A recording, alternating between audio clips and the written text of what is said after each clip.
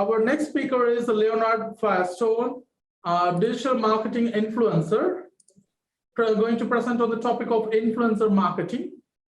And I need to elaborate about Mr. Leonard. Leonard's story starts as a veteran of an army. On returning home, find himself homeless, dealing with the struggles of not having a home or support he needed once returning home. Working as a plumber for multiple years, breaking his back and barely getting up. This led him to an idea armed with nothing but an iPhone 7 and a dream. Leonard began posting reactions videos on Facebook and TikTok, where he began gaining an audience of people that loved his seemingly over-the-top reactions. After gaining well over 7 lakh fans of people that loved his positive vibes and reactions, and Leonard began to build his clothing company, Just One Apparel, and his dream team for this production company, Just One Media Group. I welcome Mr. Leonard to present the topic, influencer marketing, please. Thank you. I appreciate that. Like I said before, thank y'all for having me on. It's an honor to be here and to be able to share this and talk about this and my experience and some of the strategies and the tools and techniques that I use for social media influencing. Some of the things that I first go into when I'm coaching other social media influencers, or when they come to me and they're talking about they're interested in social media or content creating or any of those situations of trying to monetize social media, they always ask me, well, what are some of the things that, I need to do? What are some of the first things I need to be focused on for me to start making content that people's going to be attracted to? Because in this realm, everybody's worried about going viral. How you go viral, and that's how you get your pays, that's how you get your views, that's how you get your brand endorsements. That's how brands are worried about how they're going to make their money back on their back end as well, right? So that's the constant question. And I tell them all the time, it got to start with your mind frame. You got to start thinking rather as selfishly as about yourself of, I got this, I need to push, I got this brand, or people think I'm funny, that this is the motive and this is what I'm going to push. And from my mindset, it's like, you really got to get to the mindset of a marketer. You got to understand that you're here to service them, especially in a content situation, that you're here to entertain and offer them a service that's outside of the product you're trying to push to them as well. So 2 books was very important for me to read and get a hold of, for me to kind of change that mentality of my mindset. Contagious, Why Things Catch On by Jonah Berger.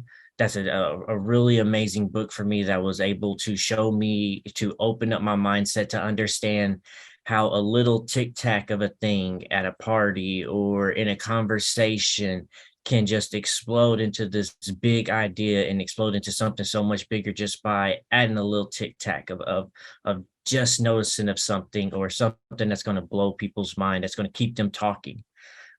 Another book was How to Win Friends and Influence People by Dale Carnegie.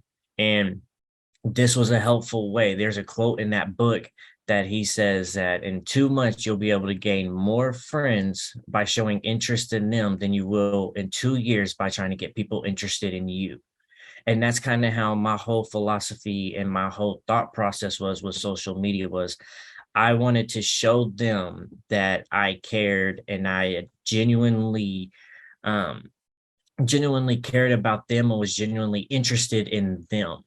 I wasn't worried about forcing or pushing my products or anything that I was willing to sell. I was there giving them a service. And at that first point in time, it was entertainment. It was videos. It was something that gave them life and joke and laughter and a little bit of refresh and happiness throughout the day. So that was the service I was giving them outside of my product. They got to see that, and I built a relationship. Then that's when they dove in a little bit more, like, okay, well, you got this product, you have this services. And that would help me build the relationship of getting not only followers, but we're getting return followers and getting return customers that would come back and buy a product more than once. And not only come back and buy a product more than once, but then would go and tell their friends, and their friends would come and check. So a lot of those big things to me was being genuine in those moments, of being genuine to your followers. They're going to be able to see that when you're not being genuine about yourself or what you're truly caring about. If you're constantly just chasing these trends, they're going to see that and that's going to catch up to you. You want to make sure you're being genuine to what you truly believe in, what you stand behind, and what your product and what your brand is standing behind. They're going to be able to see through those things. Another thing is make sure that you're creating moments. You're creating moments for your audience, for your followers, right? They're giving you your time, they're giving you your money, they're working hard throughout the day, breaking their backs like I did most of my time, and they're giving you that money in return for your businesses, or they're giving you their time that they could be spending with their friends and their family. So you make sure that you're engaging back with them on everything that they're doing. They're commenting, if they're liking, if they're sharing, if they're buying products. You do those little good faith tokens. You do those little bitty things that go above and beyond to show them that you appreciate them giving you that time. You appreciate them giving you that money, because in a content creator realm, you're just a swipe away and they can go watch somebody else. It's very easy for them to give their time and their money to another creator. So you want to make sure that you show them that you're grateful, that you're thankful for those. And it might take you just a few seconds to go and like a comment or reply back to a share and say, thank you for sharing. But for them, that's a moment that's going to live with them forever. This is somebody that they're following, a brand that they've really spent a lot of their money, that they love their product, and now it's reaching back out to them. That creates a moment for them that is then going to go out into the public and go to their friends and tell them about it. And what better publicity, what better marketing is there than word of mouth? I mean, you just let it spread like wildfire for you. You just got to give them the tools and the resources to go and talk about you and to share those experiences. For social media, it's engaging with that audience. So many people think that they can just go post up or go put up a call to action or go put up a hook, and then it's just going to, generate some engagement for them. You have to engage back with your followers, with your audience, whatever it may be, no matter how small, no matter how big it is. That engagement lets them know that they're not just that number, that they're not just that statistic that you're just waiting for to come up on the screen, that you're actually seeing what they're saying, you're actually hearing them, you're actually paying attention to what they want. And then that return is going to help with your company understand your customers. And it's also going to help you understand your customers so you can build better products to push to your audience, and you can build better campaigns that'll help push towards your targeted audience as well. The two main things, once you built up that following and you're starting to engage with that, the two main things that I always look for to understand what type of products, what type of brands I need to be looking for so it will align with my audience and my followers, is that I find out how my audience is spending their time and what excites them. Okay, if they're spending time on sports, if they like to cook, if they like to go out into the public lifestyle events, there's many different ways that you can get a grasp on what your followers are into and what excites them just by making comments or just by making posts on your platforms to just get a more understanding of your audience. And it can just be small, engaging questions, tacos, burgers, waffles, French toast, just any of those questions like that. And it starts to let you understand what lanes and what area your audiences are for. Social media is a great tool and a great way that you can use to understand your audience and what they're really wanting from you in a way that companies used to do. And, survey panels, you go in there, you run a bunch of stuff, you let them see, and then you get to ask them a bunch of questions of what they felt and what they feel. You can do that with social media now, and people will willingly engage with you and willingly tell you what they feel or what they're really expressed about. So you just make sure that you're really engaged with that audience. You show your interest and you're being genuine. So many people can do all of these things, but if you're not genuine with it, they're going to see that it's going to be folded right through it. You just got to make sure that you're really showing that you're genuine, because it's going to be able to show that when you're not and you're being a little bit fake for it. For me, it took me engaging with my audience. Like when I first started off, I wasn't running any ad revenue, any ad spend. It was just me constantly engaging, interacting with my followers, and sharing my my content and my products on social media that then would allow those people and allow my followers and my audience to then help spread everything for me for word of mouth. It just took making those moments and those memories, whether it was the commenting back on something, or even sometimes I even will just like on a comment and people will come back and be like, you just don't know that I know you're busy. And I see so many other creators and so many other people that have interaction people, but they just don't interact with them.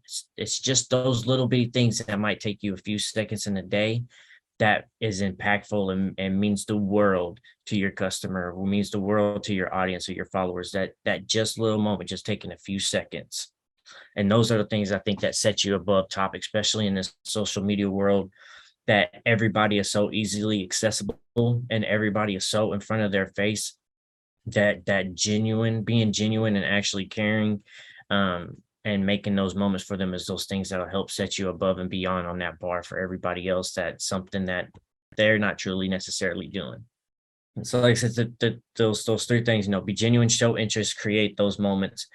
My biggest followings of times has been not when I was running ads, not when I was pushing products. My biggest returns of moment is just when I would spend a couple hours engaging with my followers just on Facebook and just talking to them about stuff that had nothing to do with my product and brand.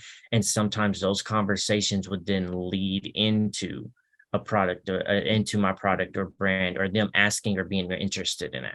By me showing them I was first interested in them and genuinely interested in them, that then returned was like, okay, well, what do you do? What products do you guys? I see you make videos, but what do you do outside of that? And it's like, oh, I got my clothing company, I got my media company.